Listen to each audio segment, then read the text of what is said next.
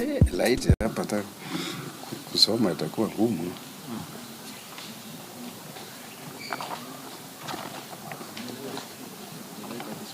Light nani?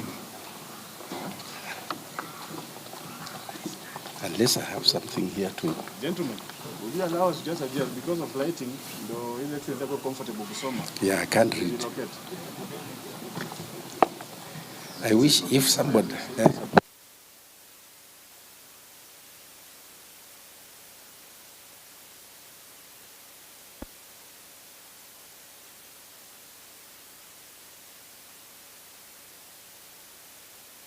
Not an umbrella. If you just got a book or something to shield this, let's see. Yeah, it won't be able. I think my eyes are enough. They can still handle this. Yeah. So let it just come back.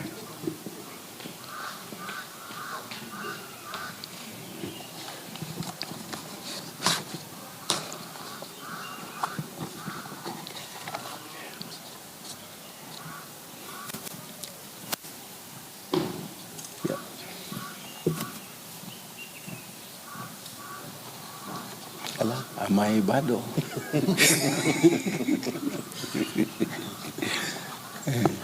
Waiting for mine. Am I? Yeah.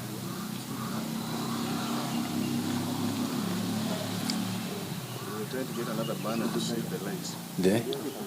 Which banner? You have another extra banner like this one. Yeah. Figure out if you can control the light that is coming your way also. Yes. I think that would be good.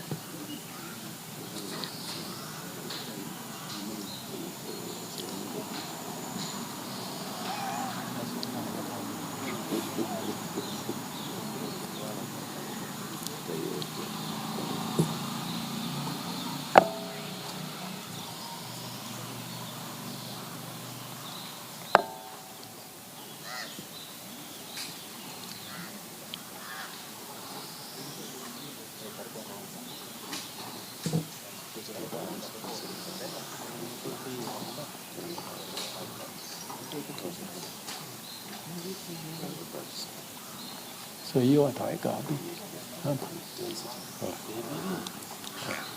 Hiyo upande wa prof. What about if we have moved backwards a bit? Some shade backwards. Yeah, if you move backwards, kidogo. Some reasonable shade. Or they don't want me to be in shade.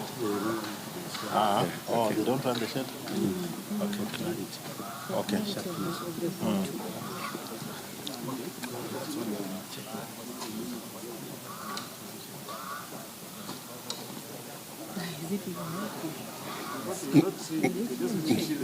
No, but it's not helping. Watch her to deal there. It's not helping. No. Okay. Yeah. The clarity of the photo. Yeah. If we move kidogo tu. Yeah. If we move that. Yeah. Move hii kidogo tu. Yeah. Yeah. Move the flags. Yeah. If we are here, then that's okay.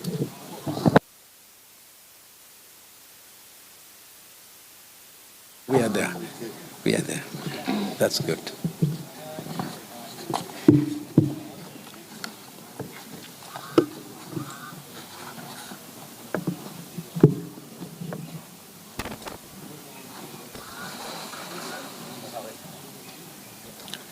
So I'm ready when you are ready.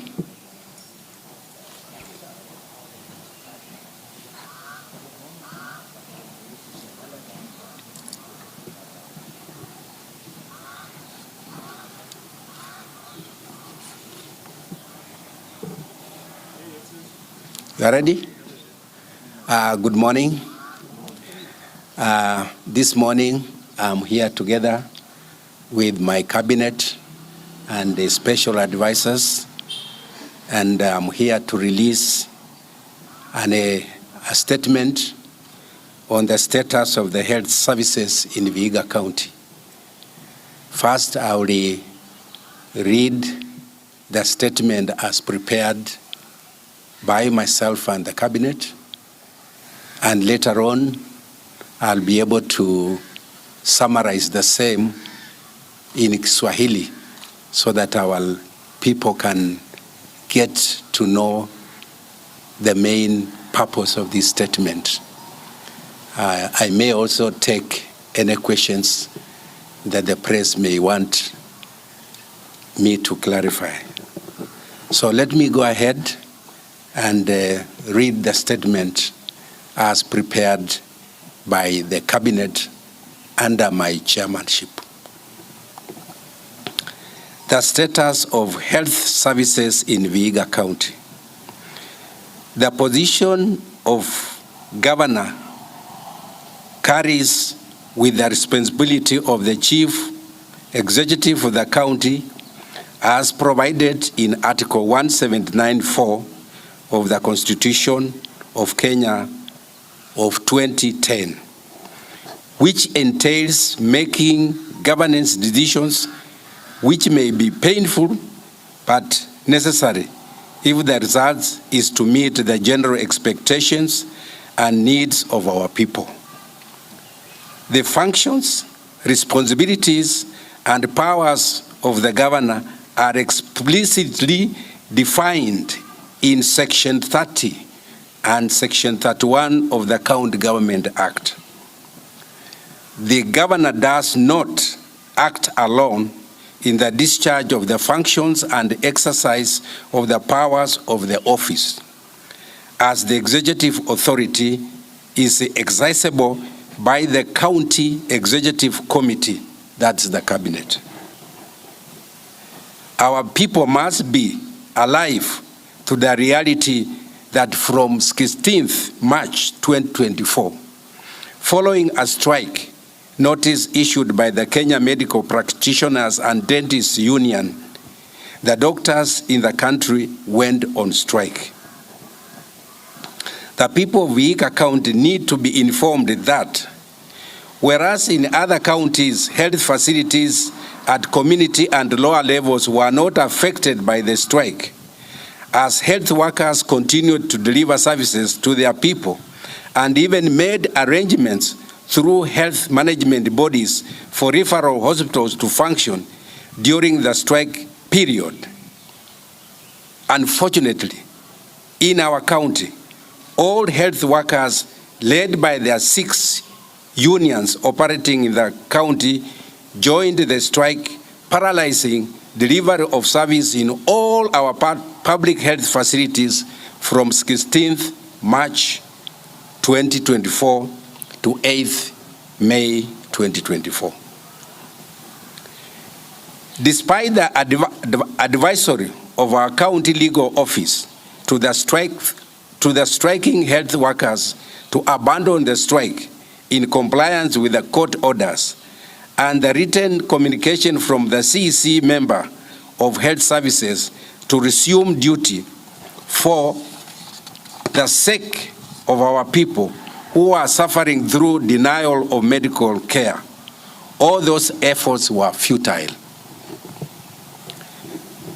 What must be of great concern to our people is that our doctors were on strike in November 2023.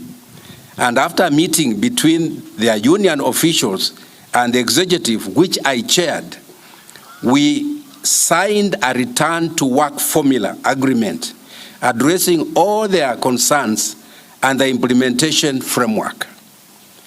As our doctors joined the strike called by the National Union in the month of March 2024, the following had been effected. 1, all the doctors who had been hired on contract had been converted to permanent and pensionable terms.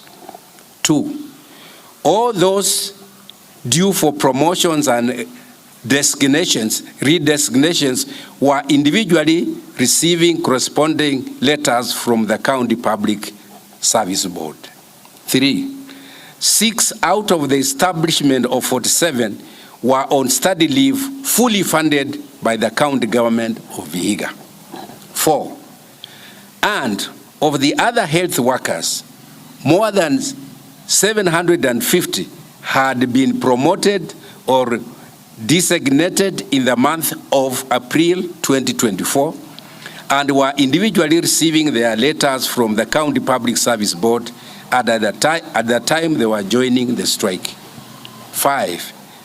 Another lot of 124 health workers had been promoted in the year 2021. All these records are with our Public Service Board, where our people have a right of access for confirmation. Despite of my administration implementing the above, our doctors still went ahead to join the national strike.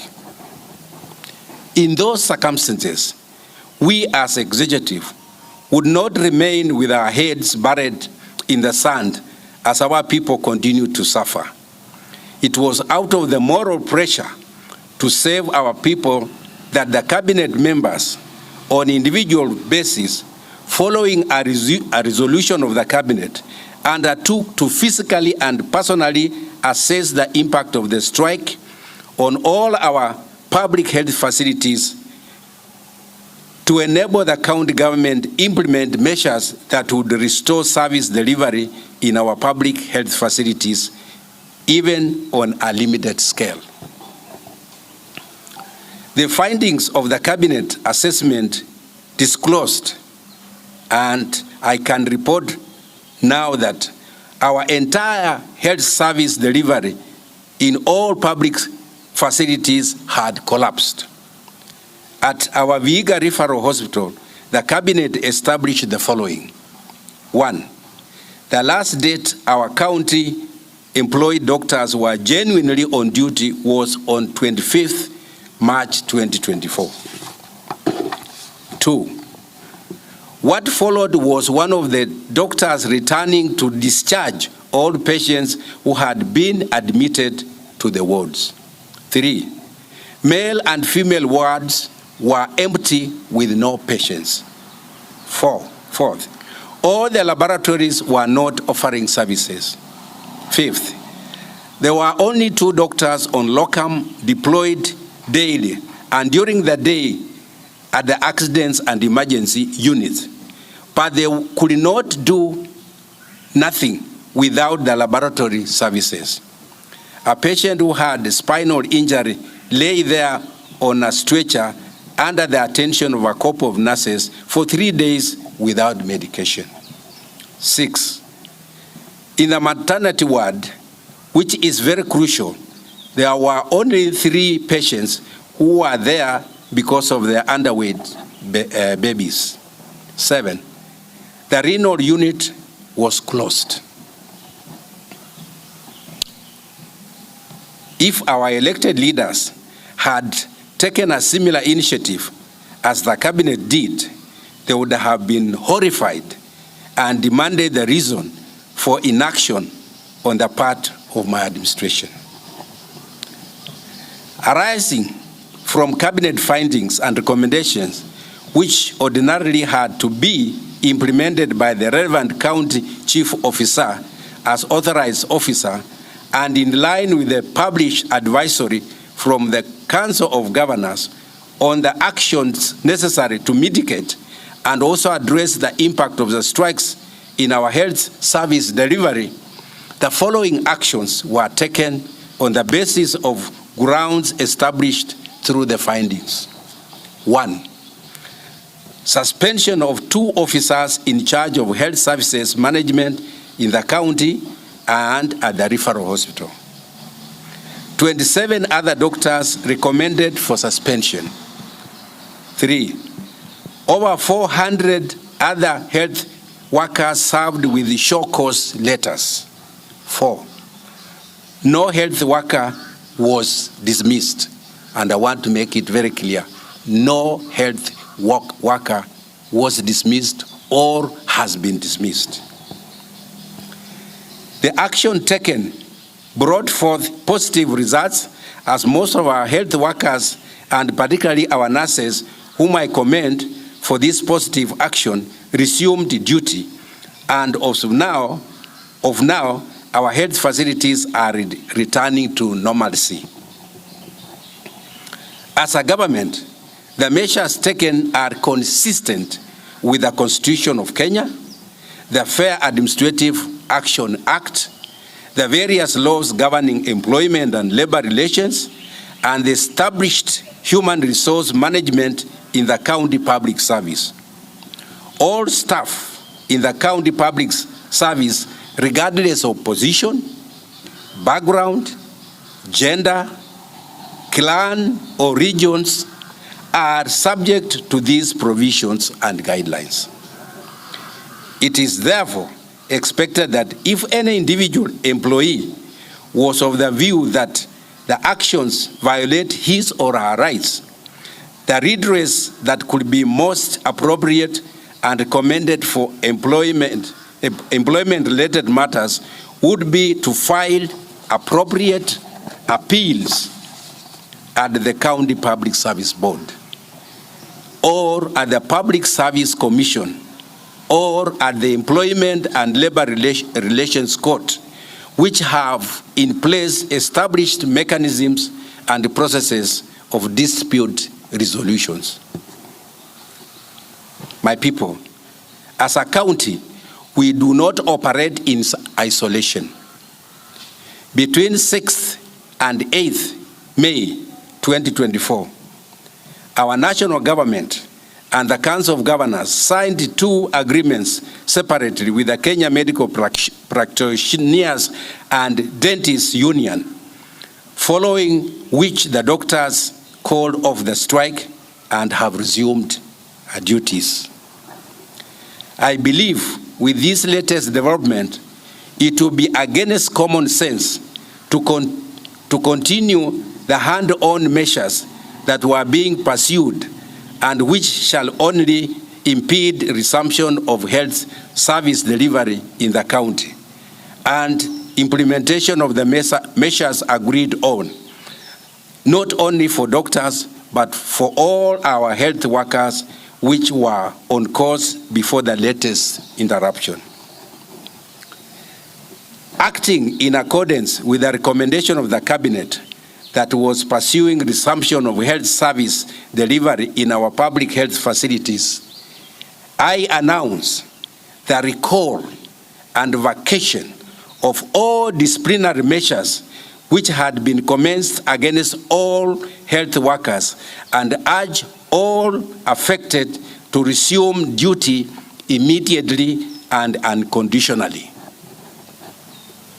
Any other issue arising from the strikes shall be brought to the attention of the Cabinet through the CEC member health services for resolution. In conclusion, the effective functioning and service